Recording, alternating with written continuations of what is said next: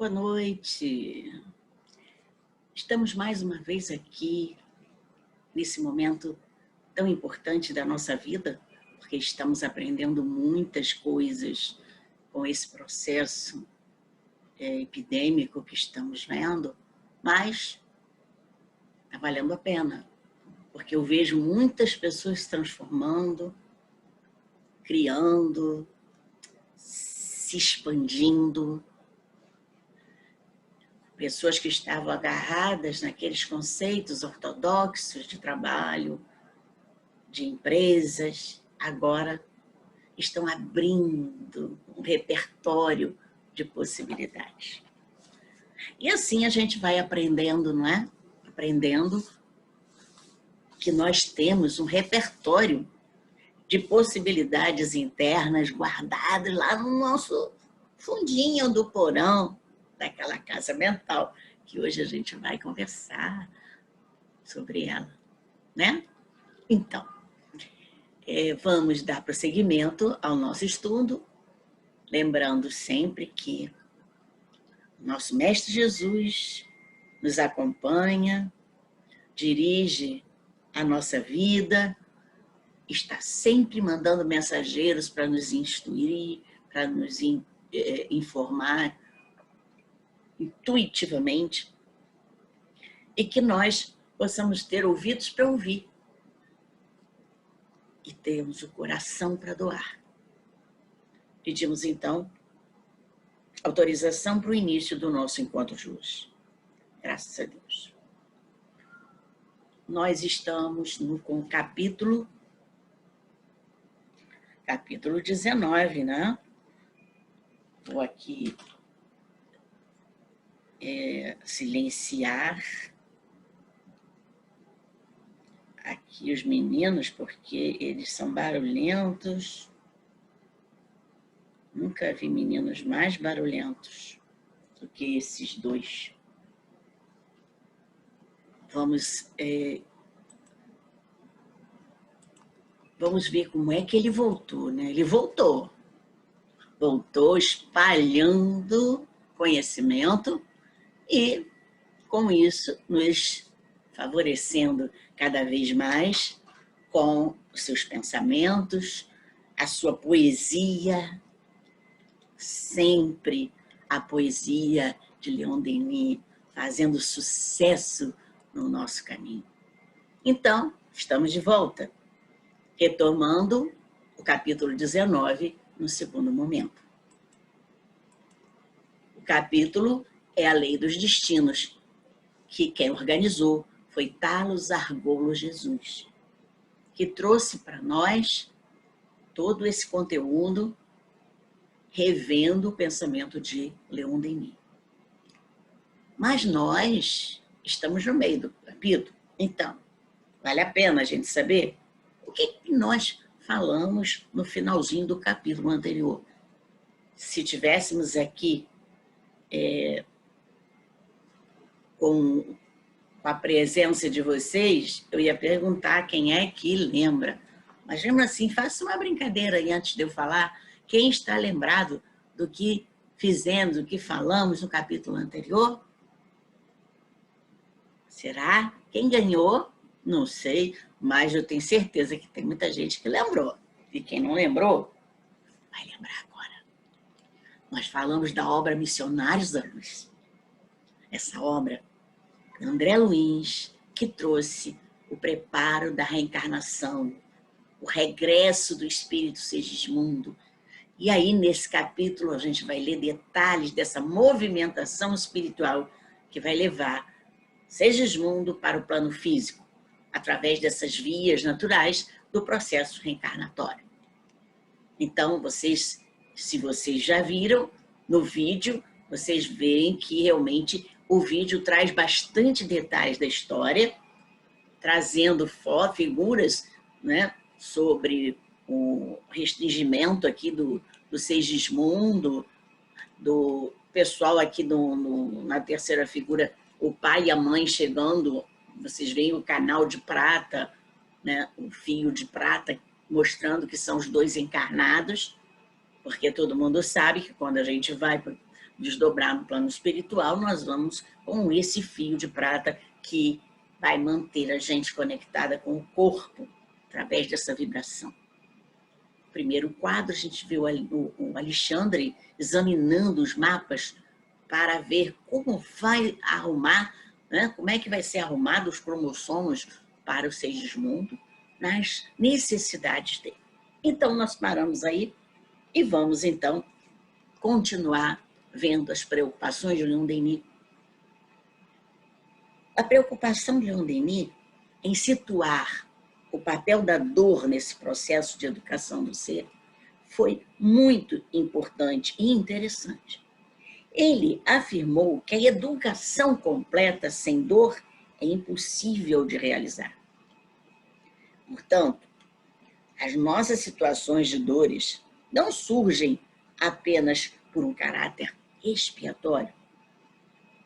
Também não surgem só como consequências de faltas anteriores, mas também processos naturais para aqueles espíritos que se lançam à vida com rigoroso trabalho. Então, quem quer realmente se esforçar para conseguir andar, tem que ter dificuldades, porque nós estamos andando em processos que não conhecíamos antes. E aí há dificuldades, sim. E é o natural do mundo de prova e expiação. Diferente daquelas faltas, daquelas dores em caráter de reparação, consequências de faltas anteriores. Nesse processo natural que ele está falando, é justamente o esforço que Jesus comunicou a gente, que não veio trazer a paz, mas a espada, para a gente lutar. Mas lutar não contra um ou outro, mas lutar contra os nossos próprios inimigos, que é vaidade, orgulho, né? Preguiça, acomodação, avareza, né? E aí nós temos que lutar mesmo com espada diante dessas paixões, desses vícios, né? Dessas faltas que impedem a gente de andar. Esses processos são objetivando o progresso moral, o benefício moral. Então, conforme eu vou caminhando e tendo dificuldades, eu vou procurando aprender mais, eu vou me espelhando em pessoas que já têm sucesso, enfim, só tem benefício, porque eu estou trabalhando, eu estou mostrando o meu trabalho. Então, mostrar essa irmã dor, que Francisco de Assis chamava, como bênção, presente na literatura poética mediúnica de Francisco Cândido Xavier. Então, ele trouxe no soneto Anjo da Redenção de Jesus Gonçalves, no Parnaso de Além-Túmulo, mostrando exatamente essa bênção da dor. Então, Jesus fala: do céu desceste resplandente e puro, e no santo estéreo em que te apagas, vestiste-me o burel de sangue e chagas, e algemaste-me além o estranho e duro. Um solar pairando no monturo, terno, escondendo as flores com que afagas, ouviste-me em silêncio o choro e as pragas, doce e invisível no caminho escuro. Mas da cruz de feridas que me deste, libertaste meu ser à luz celeste, onde sublime e fúlgido flamejas, e agora brado, enfim, de alma robusta. Deus te abençoe, ó dor piedosa e justa, anjo da redenção, bendito sejas. Então ele louva a dor, mesmo aquela que trouxe sangue, que trouxe aprisionamento, aquela que estava escondida, mas que estava trazendo choro, mas ele não via a parte boa. Aí ele começou a perceber que essa dor estava fortalecendo o espírito dele. Enfim, bradando a alma robusta. Então, ele está vendo a alma fortalecida. E todo mundo prestar atenção, depois de uma dor, depois de uma dificuldade, o quanto nós ficamos fortalecidos. Isso é uma consequência inevitável. Depois de um trabalho, depois de um rigoroso empenho, nós saímos fortalecidos. Depois de passarmos por dificuldade, nós saímos fortalecidos. E é isso que Leon Denis tem explicado. Mas ele não hesita também em afirmar que o mal e o sofrimento nascem dos choques entre o ser, que ainda não conhece, e a lei da harmonia. O ser que não se conhece. Então, se eu não me conheço, eu vou transgredir a lei. Então, o que ele está dizendo aqui? Primeiro passo, autoconhecimento. Aquele processo que Santo Agostinho tanto falou para Allan Kardec. E que vem desde Sócrates. E muito antes de Tales Mileto, lá no Panteão, lá na Universidade de Platão, todos pensando nessa direção. Conhece-te a ti mesmo e a vida te abrirá. Então, conhecendo a si mesmo, você pode perceber suas fraquezas. Você pode perceber aquilo que pode desarmonizar a sua vida. E é isso que Leon Denis quer nos dizer com isso. O bem só vai se restabelecer com o retorno gradual e voluntário do ser a essa harmonia. Vejam bem, não é de repente. Você vai tomar uma bolinha, tomar um passe, tomar uma bênção do padre, enfim. Não é só isso que faz com que você restabeleça todos os transtornos da sua vida. Não.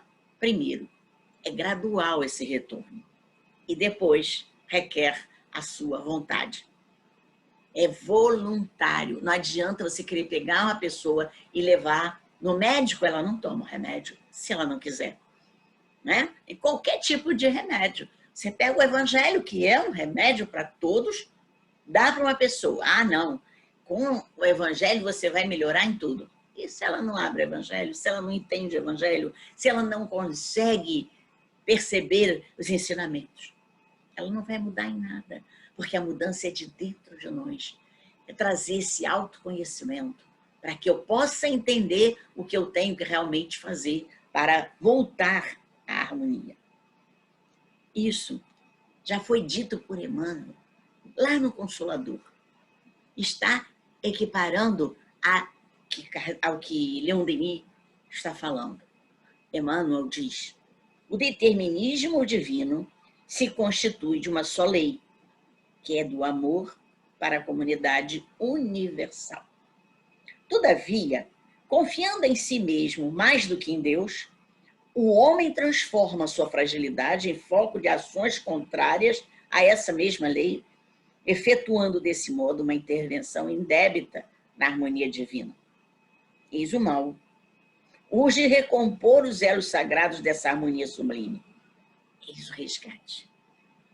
Então, aqui ele está falando, confiando em si mesmo mais do que em Deus. Então, aquele homem que se considera o Deus, que ele perde a harmonia, porque ele está voltado só para ele, como se chama isso? Kardec disse que todo o mal do nosso caminho estava no egoísmo. A chaga da humanidade. E é o que ele está falando aqui. O homem, confiando mais em si do que em Deus. Então, o homem tem que ter essa fé, essa confiança, sim, mas nunca perder a vibração com o universo. Nunca perder a ideia de que existe uma lei funcionando ao seu redor. E ele não pode ir contra essa lei. Ele não pode confrontar essa lei. O apóstolo do Espiritismo nos chama a atenção para um aspecto extremamente importante. A colheita realizada pelo Espírito. Vocês estão vendo ali 2 desenhos. O de cima tem um trigo feio, né? O de baixo está com um trigo brilhando, quase dourado. Por quê? O de cima colheu aquilo que plantou. O de baixo colheu aquilo que plantou. Então, se eu planto o trigo estragado, por quê? Porque eu não cuidei da minha colheita. Eu não cuidei da minha semeadura. Aquela colheita é de um alvo não cuidado. Provavelmente em terras que não eram férteis. O outro não. O outro cuidou da semeadura, tirou aquelas ervas daninhas, né? Tirou aquilo que não prestava. O outro não, deixou que tudo tomasse conta, que a geada queimasse o trigo, não cuidou. Então, eu vejo que, se eu tiver que interpretar qual dos dois foi o melhor semeador, com certeza vocês devem saber quem foi, né? O de baixo. Não é isso? Então, é importante a gente saber, no contexto da modificação da própria natureza do ser, eu vejo quem é que está semeando bem, que está colhendo o que semeou. Então, se eu estou aqui colhendo alegria, pessoas gostando de mim, pessoas gostando de estar comigo, é claro que eu estou colhendo coisas boas. E aí é porque eu semeei coisas boas. A ação contínua do ser, né, no caminho, vai depurando, vai limpando esse veículo da alma, ou materializando o seu invólucro fluídico. Então, ou ele depura, ou ele materializa. Ali em cima, ele está materializando, levando em consideração a ideia, materializando o trigo, porque ele não está conseguindo fazer do trigo nada mais. Por outro lado, aquele de baixo, ele foi depurando a plantação. Depurando a plantação, trouxe um trigo dourado para as mãos dele, que com certeza vai sair um pão muito mais gostoso do que aquele de cima, né? Então, o instrumento que serve para todas as suas manifestações é esse invólucro fluídico, que é o veículo da alma, que nós chamamos de perispírito. E nesse momento, na encarnação, eu posso jogar um monte de fluido tóxico no meu perispírito. Ou entender que, muitas vezes, as doenças que aparecem são depurações desse perispírito. Esse perispírito é aonde nós calcamos o modelo do nosso corpo físico em cada renascimento. Está lá o molde. O molde no MOB, modelo organizador biológico, que nós sabemos que está lá no corpo astral.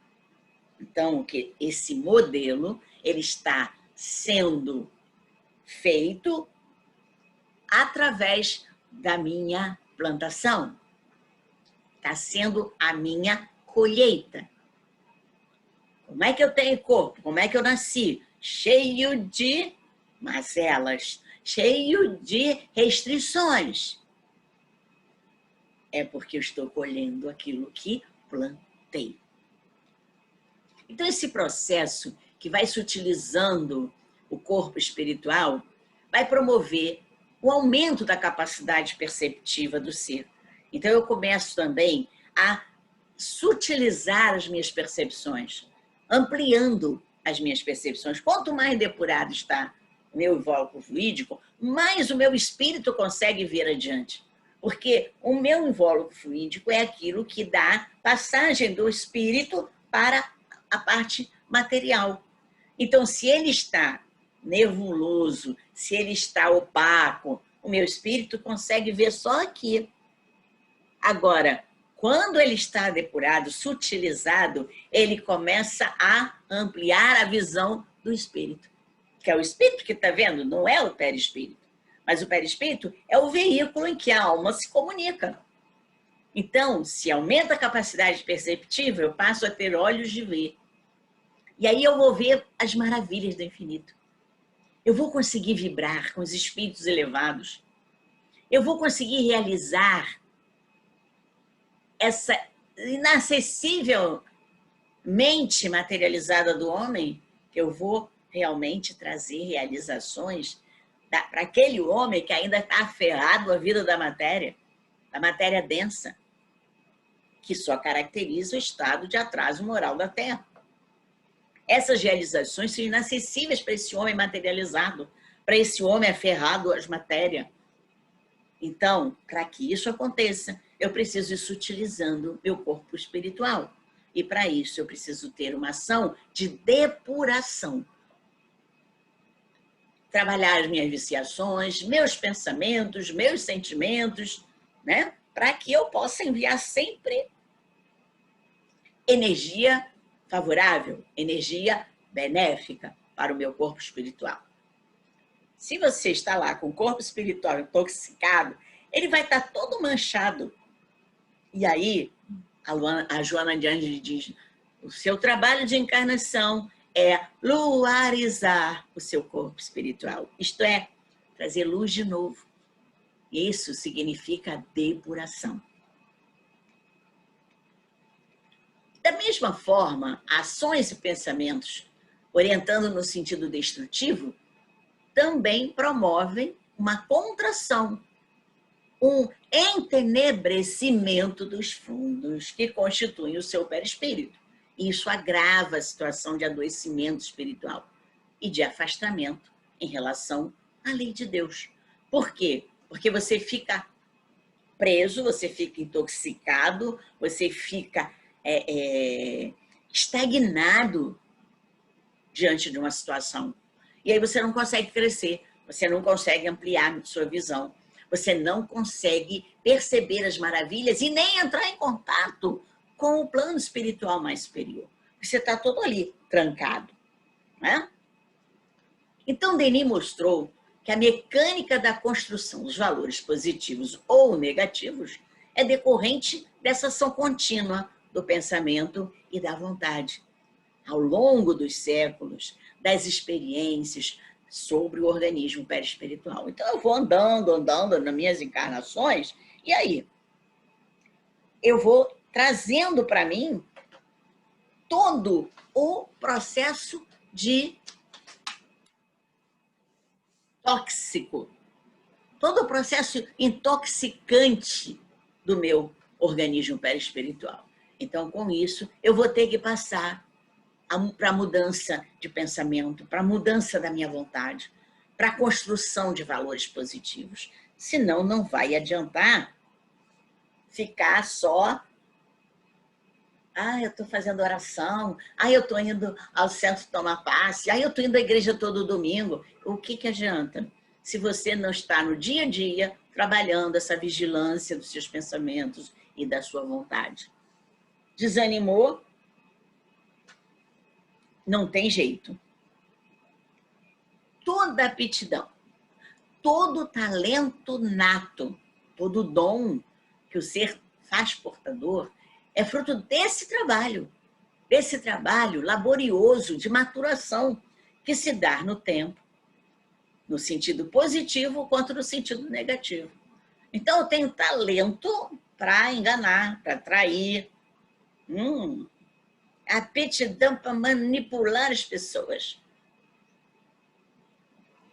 É uma maturação? É um trabalho? Sim, eu tive um trabalho de pegar as pessoas, de entender as pessoas, de perceber quais são as fraquezas delas. Genialidade para coisa ruim a gente encontra em cada esquina. Pena que eles usam mal a inteligência. Agora, se eu usar o talento no sentido positivo, imagina o que eu posso conseguir. Eu já vou pular degraus na evolução. Por quê? Porque eu vou passar por situações muito mais rápido. Então, ele propõe um exercício extremamente interessante e útil para verificar a validade das nossas assertivas. Vamos ver o que ele nos diz. Com alguma atenção, poderíamos estudar e seguir em nós o processo de evolução moral. De cada vez que praticamos uma boa ação, um ato generoso, uma obra de caridade, de dedicação a cada sacrifício do eu, não sentimos uma espécie de dilatação interior? Então, ele está dizendo aqui que cada vez que eu faço alguma coisa boa, cada vez que eu tenho uma ação benéfica, eu sinto aquela respiração interna, eu sinto esse fluido benéfico dentro de mim. Alguma coisa parece expandir-se em nós. Uma chama acende-se, aviva-se nas profundezas do ser. Esta sensação não é ilusória.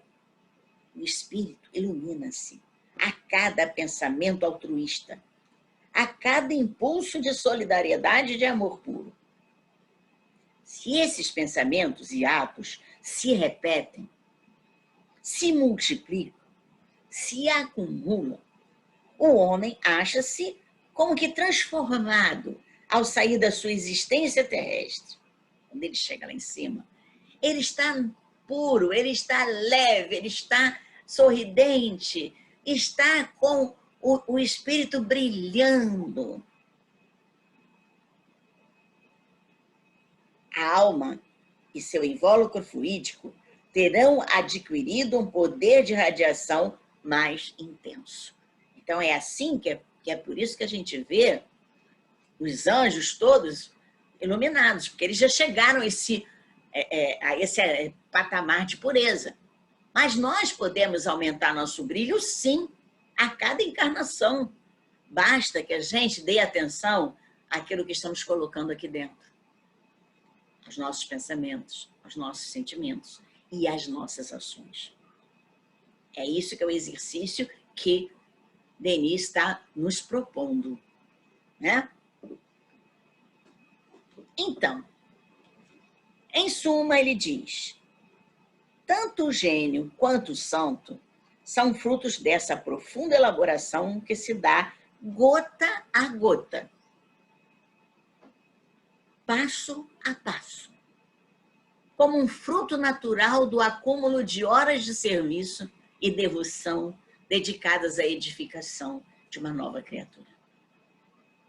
Então, o santo fazendo benefícios sempre, porque o santo ele não é o espírito puro, mas é aquela pessoa benéfica, aquela pessoa benfazeja, aquela pessoa que cuida, aquela pessoa que está sempre voltada para fora. O gênio é aquela pessoa que tem cultura, que está sempre pensando em prol de fazer coisas boas para as pessoas. Agora, nem todo gênio é santo, né? Nem todo santo é gênio. Então, eles precisam estar trabalhando sempre, passo a passo, gota a gota, para que essas horas de serviço possam acumular um fruto de devoção, uma edificação, para que eu seja, você seja, ele seja uma nova criatura. Porque não vemos aqui para voltar igual, não é não? Tantos anos de serviço aqui na Terra e volta. O que você fez, filho? Nada. Não deu um palmo adiante do passo que chegou aqui. Em sentido contrário, quando as vidas são voltadas para a criminalidade, e aí o gênio usa a inteligência para desenvolver essa criminalidade, para o ódio, para a destruição, aí as colheitas vão culminar em dores dolorosas, mas são imprescindíveis para que o espírito se corrija, porque ele está naquele caminho renitente do mal e da revolta. Então ele precisa da dor, ele precisa daquela colheita dolorosa, porque ele está voltado sempre para o lado ruim das atitudes. Daí a razão de, muitas vezes, existências longas de sofrimento que a gente nem pode narrar, ou então mortes trágicas que, por uma atração misteriosa, reúnem almas de criminosos naqueles grandes desastres coletivos. Vejam bem, ninguém está dizendo que os desastres coletivos são sempre de almas criminosas, pelo amor de Deus. Né? São dizer, meu avô morreu num problema lá de um avião que se chocou, morreu um monte de gente, meu avô então era criminoso. Não é assim. Mas, muitas vezes, eles se reúnem, sim, almas criminosas, e estão dentro de um circo, por exemplo, e pega fogo. Muitas pessoas no circo que pegou fogo eram da Inquisição, que tacaram fogo em muita gente. Então, ali, a gente sabe que muita gente que estava ali, que se queimou com a mesma, com o mesmo instrumento que fizeram outros sofrer. Aí Jesus disse que a mão não faça aquilo que não deve fazer, porque se ela pecar, corta a mão. Então, não é que ele vai cortar a mão, mas é que a vida vai fazer com que essa mão veja que ela não fez uma coisa do passado, uma coisa boa, mas agora ela está passando por um sofrimento bem ligado àquilo que ela fez outros sofrer. Isso é justamente essa questão de ação e reação. Denis dá muitos exemplos de desastres que ocorreram pelo mundo. Então, a gente viu lá no outro capítulo, inclusive, né? Naufrágio do Titanic, outras ocorrências que deram em sua época. E não poderíamos deixar de recordar o dramático caso do incêndio de Gran Circo norte-americano da cidade de Niterói. Esse incêndio é que reuniu muitos espíritos da Inquisição.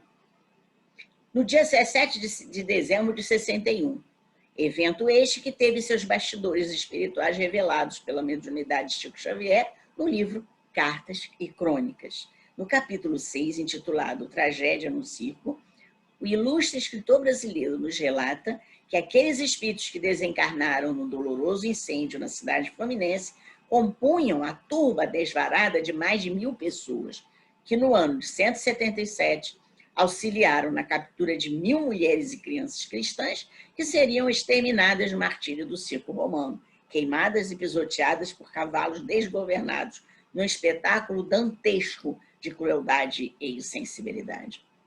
Então, eles queimaram, eles pisotearam, foram queimados e foram pisoteados.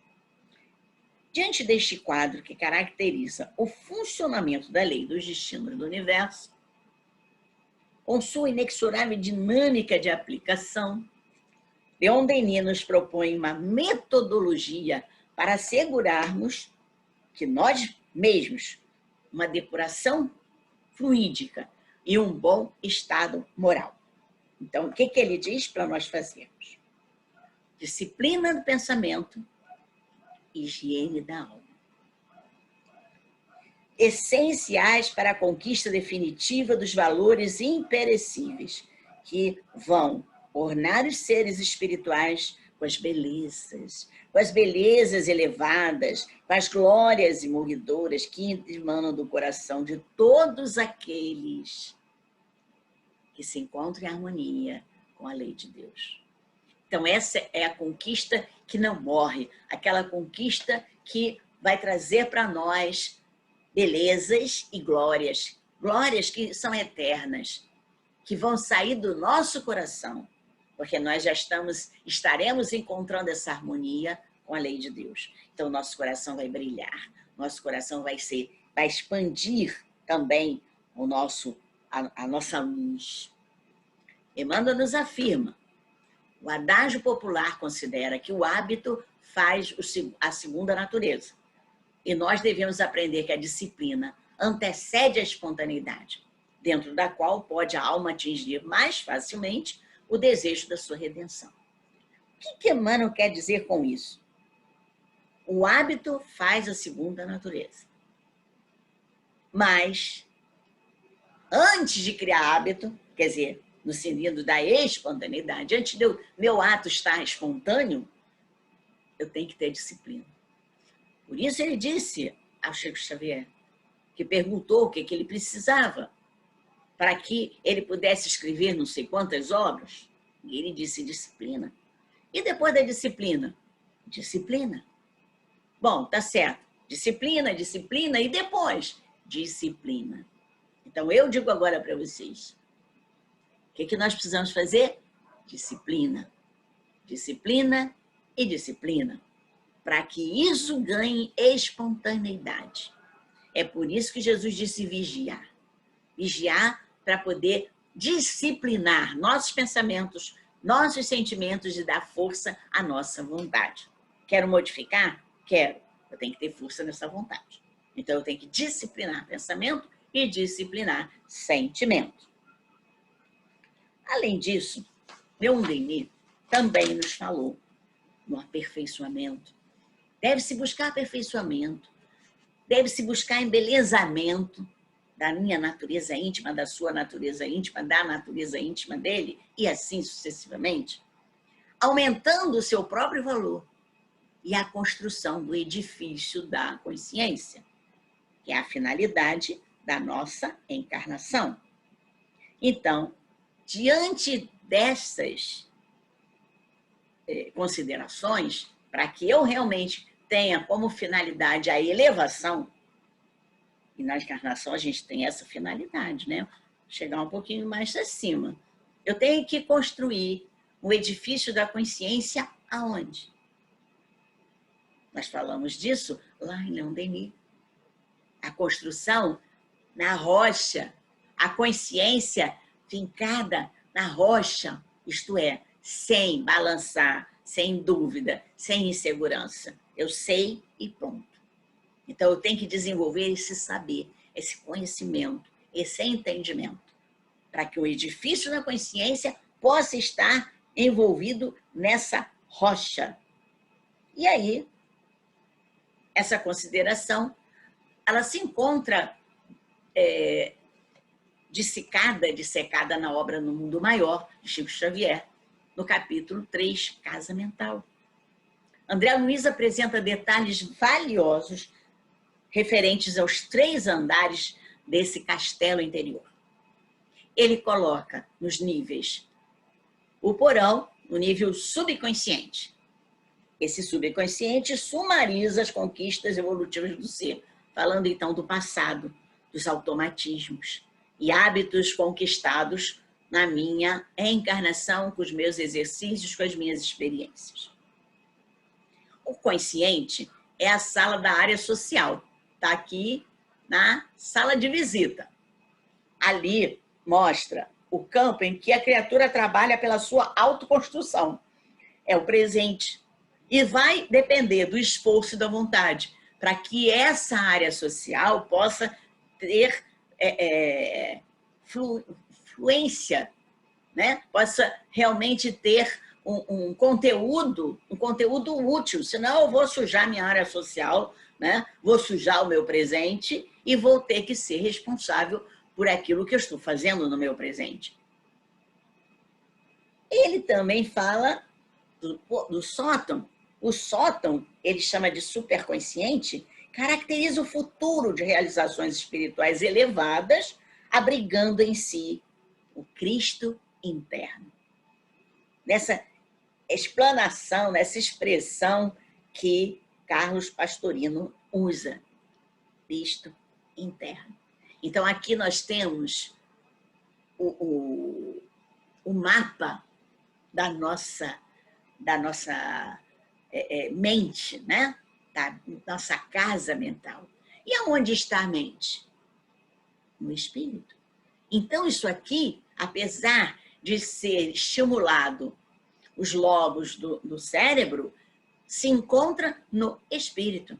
Está guardado naquelas gavetinhas do perispírito todas as experiências do passado, do presente e ganhando os ideais e as metas do futuro. Acontece é que nós, muitas vezes, esquecemos de olhar para dentro e de ver aquilo que eu tenho de fraqueza, que eu trago de fraqueza, aquilo que eu trago de hábito, aquilo que eu tenho de potencial, aquela aptidão primordial que nós falamos no primeiro momento do capítulo, né? Então, nós podemos ver mais detalhe dessa obra também na grande síntese de Pietro Baldi, especialmente no capítulo 65, intitulado Instinto e Consciência. Ele fala da técnica dos automatismos.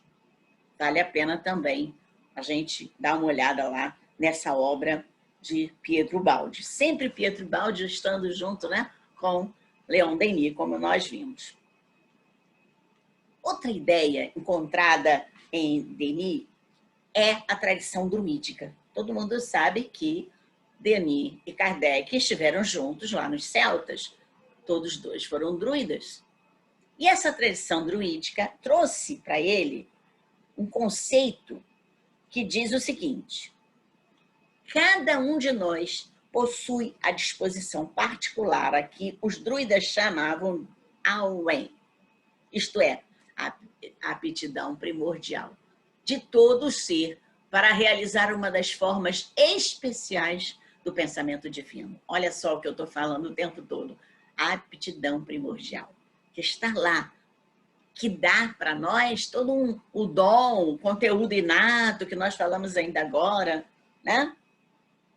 Deus depositou no íntimo da alma os germes de faculdades poderosas e variadas. Todavia, há uma das formas de seu gênio que, acima de todas as outras, é chamada a desenvolver com trabalho contínuo até que a tenha levado a seu ponto de excelência. São formas inumeráveis. São aspectos múltiplos da inteligência, da sabedoria, da beleza eternas, música, poesia, eloquência, dom da intervenção, previsão de futuro, das coisas ocultas, a ciência ou a força, a bondade, o dom de educação e o poder de curar.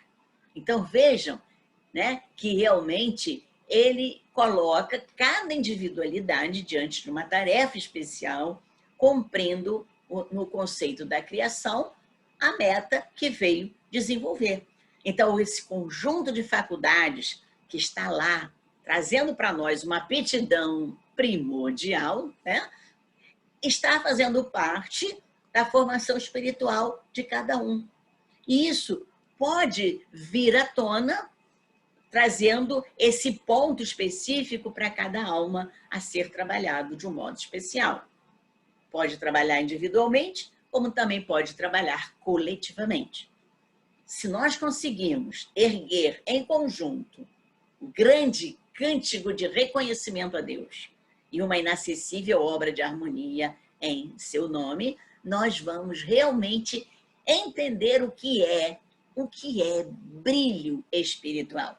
Porque eu vou estar trazendo a minha aura, acoplando com auras e auras e auras eternamente. Esse é o cântico de reconhecimento a Deus, quando eu realmente olho, louvo a natureza e sinto a vibração de outros que estão sintonizando com a minha vibração.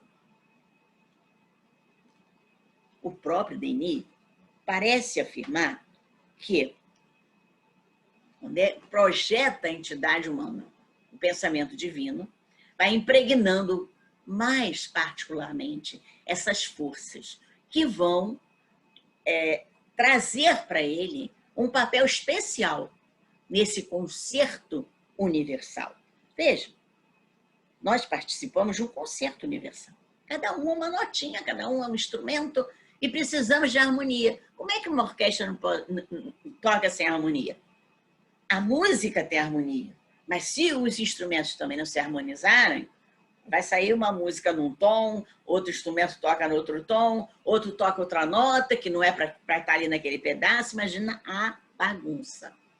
Então, nesse projeto humano, quando o ser humano se projeta um pensamento, eu vou me impregnando dessas forças espirituais e trazendo para mim um papel especial nesse concerto universal.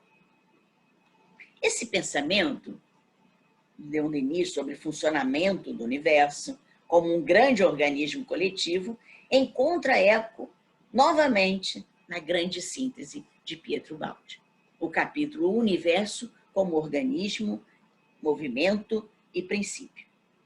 Cada leitura, a gente convida vocês a se aprofundar nessa temática. É uma leitura importante. Estamos vendo que a grande síntese vai ser extremamente importante para quem está estudando Leon Denis, porque eles estão par a par, né, em sintonia. E aí, Denis finaliza seu capítulo 19, nos estimulando na segunda pessoa do plural. O que ele diz? Denis mantém o tom elevado, finaliza o seu espírito sobre a lei dos destinos de forma esplendorosa, atingindo altiplanos de onde vertem as luminosas correntes de pensamento que o inspiraram. Dirige-se aos leitores inicialmente na segunda pessoa do plural. E ele, grande apóstolo, nos exorta. Almas humanas, que percorreis estas páginas, elevai os vossos pensamentos e resoluções à altura das tarefas que vos tocam. As vias para o infinito abrem-se, semeadas de maravilhas inexauríveis diante de vós. A qualquer ponto que o voo vos leve, aí os aguardam objetos de estudo com mananciais inesgotáveis, de alegrias, deslumbramento, de luz e beleza. Por toda parte, sempre horizontes inimagináveis suceder-se-ão aos horizontes percorridos. Olha que poesia! Se nós elevarmos pensamentos, elevarmos as nossas resoluções, e ele diz, à altura das tarefas que vos tocam, quer dizer, nós estamos desqualificando nossa missão aqui, fazendo um monte de besteira, se ligando a pormenores sem sentido. Então, nós precisamos elevar um pouco mais o nosso pensamento a respeito de nós mesmos. Porque ele diz, a qualquer ponto que o voo nos leve, quer dizer, se você despega, se você se desacopla e vai a qualquer lugar, teremos objetos de estudo nos aguardando, trazendo mananciais de alegrias, de deslumbramento, de luz e beleza. Por toda parte, por todos os horizontes. Então, nós estaremos numa condição quase que de espíritos puros. Basta que a gente eleve o pensamento. Basta que a gente pense alto e resolva sempre em condições de querer fazer coisas elevadas. Senão, não teríamos como. E agora, na segunda pessoa do singular. Então, ali ele falou segunda pessoa do plural. Agora, na segunda pessoa do singular. Não discutas, pois, mas trabalha. A discussão é vã, estéril é a crítica. Mas a obra pode ser grande, se consistir em engrandeceres a ti mesmo, engrandecendo os outros, em fazeres o teu ser melhor e mais belo. Porque não deves esquecer que para ti trabalhas, trabalhando para todos, associando-te à tarefa comum. O universo, como tua alma, renova-se, perpetua-se, embeleza-se, sem cessar, pelo trabalho e pela reciprocidade. Deus, aperfeiçoando sua obra, goza dela como tu gozas da tua, embelezando-a. Tua obra mais bela é tu mesmo. Como teus esforços constantes podes fazer de tua inteligência, de tua consciência, uma obra admirável de que gozarás indefinidamente. Cada uma de tuas vidas é um cadinho fecundo do qual deves sair apto para as tarefas, para missões cada vez mais altas, apropriadas às tuas forças, e cada uma das quais será tua recompensa e tua alegria. Assim, com tuas mãos, irá dia a dia moldando o teu destino. Lembra que a gente viu lá no livro de Leon Denis que a gente estava moldando o destino?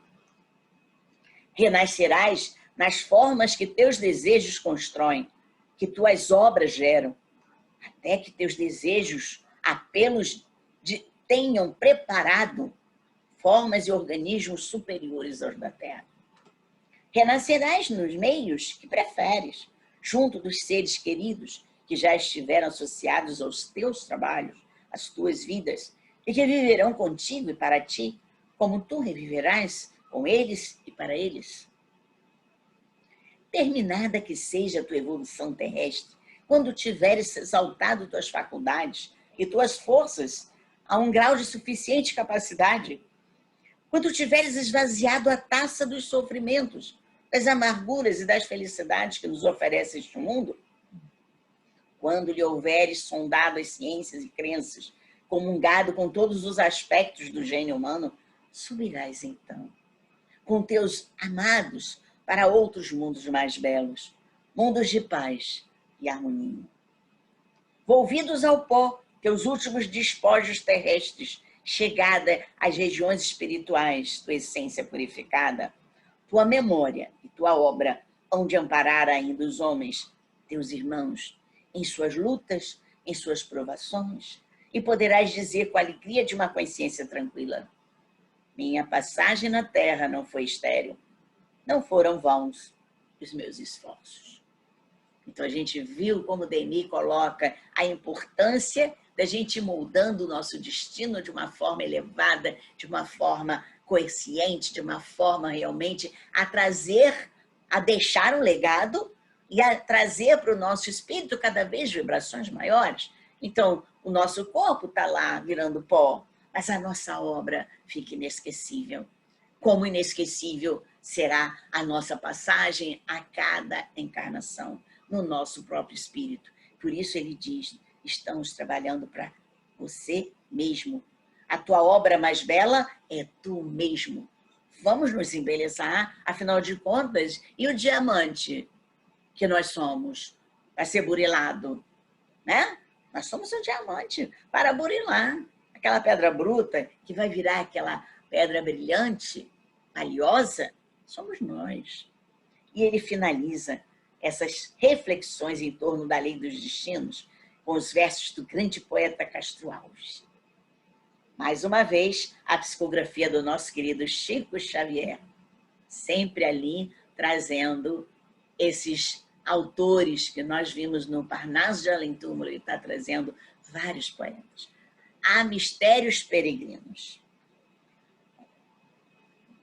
Há mistérios peregrinos no mistério dos destinos, que nos mandam renascer.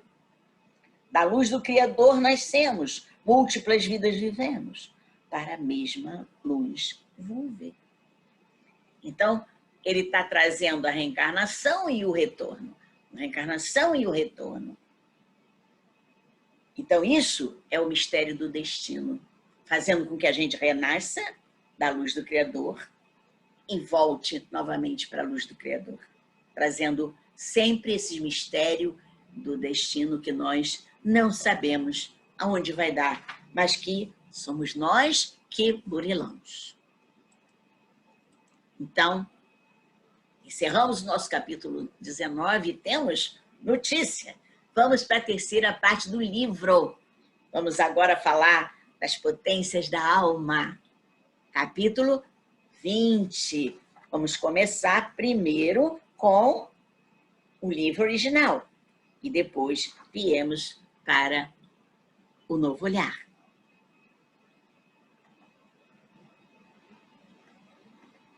Então, estamos cada vez mais deslumbrados, né? Eu fico deslumbrado. Eu não sei se vocês ficam, mas eu fico deslumbrado com essa beleza de escrita, esse carinho de Leon Denis, trazendo para nós, para a humanidade de um modo geral, essa riqueza, valorizando a nossa jornada, que muitas vezes nós não valorizamos. Então, nós temos que valorizar a nossa jornada, porque somos nós, é a nossa obra. Ele falou, a obra é você mesmo. Então, cada um está fazendo a sua obra, que é a si mesmo. E cada vez que eu faço a minha obra mais bela, mais eu enriqueço a obra dos outros. Porque isso é essa troca coletiva. Se eu trabalho no coletivo bem, eu estou também ganhando. Se eu trabalho para mim bem, eu estou levando para o coletivo também ganhos. Então, vamos ficar por aqui, agradecendo ao nosso Mestre Jesus, que nos acompanha sempre nessa jornada e que ele fique conosco agora e sempre. Graças a Deus.